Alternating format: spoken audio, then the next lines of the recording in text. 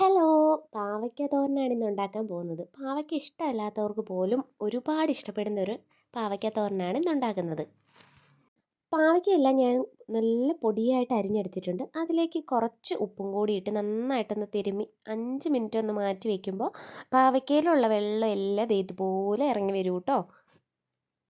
ഉപ്പിട്ട് വെച്ചിരുന്നത് കൊണ്ട് പാവയ്ക്കയിൽ നിന്ന് ദാണ്ട് ഇതുപോലെ വെള്ളം ഇറങ്ങിയിട്ടുണ്ട്. അപ്പം ഞാൻ നല്ലത് കൂട്ടൊന്ന് പിഴിഞ്ഞെടുക്കുകയാണ്. അപ്പം പാവയ്ക്ക കയ്പ്പായതുകൊണ്ട് എല്ലാവർക്കും കഴിക്കാൻ മടിയായിരിക്കുമല്ലേ. ഞാൻ പാവയ്ക്ക തോരൻ വെച്ചാൽ ആദ്യം പാവയ്ക്ക തോരൻ കഴിക്കും. പിന്നെ ചോറിൻ്റെ കൂടെ കഴിക്കത്തില്ല. കയ്പ്പായതുകൊണ്ട് എനിക്ക് അത്ര താല്പര്യമില്ല. അപ്പോൾ ഇങ്ങനെ ഉണ്ടാക്കുവാണെങ്കിൽ ഞാൻ ചോറിൻ്റെ കൂടെ കഴിക്കും കേട്ടോ. അപ്പോൾ ഈ പാവയ്ക്ക എല്ലാം പിഴിഞ്ഞെടുത്തിട്ടുണ്ട്. ഇനി നമ്മളൊരു പാൻ അടുപ്പിൽ വെച്ച് കൊടുത്തിട്ട് വെളിച്ചെണ്ണ ഒഴിച്ച് കൊടുക്കുകയാണ്.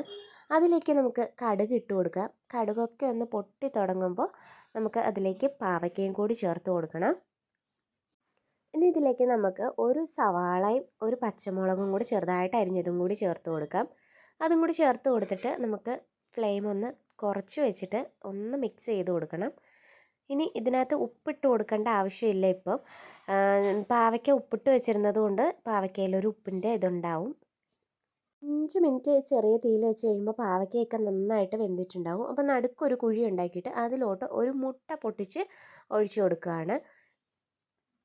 ഇങ്ങനെ ഈ സമയത്ത് മുട്ട ചേർത്ത് കൊടുക്കുമ്പോഴാണ് പാവയ്ക്കയിൽ ഒട്ടും തന്നെ കയ്പില്ലാതെ കിട്ടുന്നത്. ഇനി ഇതിലേക്ക് തേങ്ങ ചിരകിയതും കൂടി ചേർത്ത് കൊടുത്തിട്ട് നന്നായിട്ടൊന്ന് മിക്സ് ചെയ്തെടുത്തിട്ടുണ്ടെങ്കിൽ നമ്മുടെ അടിപൊളി പാവയ്ക്ക തോരൻ റെഡി ആയിട്ടുണ്ട്. അപ്പോൾ ഇങ്ങനെ പാവയ്ക്ക തയ്യാറാക്കി നോക്കിയിട്ടില്ലാത്തവർ ഇതേ റെസിപ്പി ഒന്ന് ഫോളോ ചെയ്ത് നോക്കണം കേട്ടോ. അപ്പോൾ ഈ കുഞ്ഞു വീഡിയോ ഇത്രയേ ഉള്ളൂ. ഇഷ്ടമായ ലൈക്ക് ചെയ്യാനും കമൻറ്റ് ചെയ്യാനും ചാനൽ ഒന്ന് സബ്സ്ക്രൈബ് ചെയ്ത് സപ്പോർട്ട് ചെയ്യാനും മറക്കല്ലേ. Tata bye bye, see U.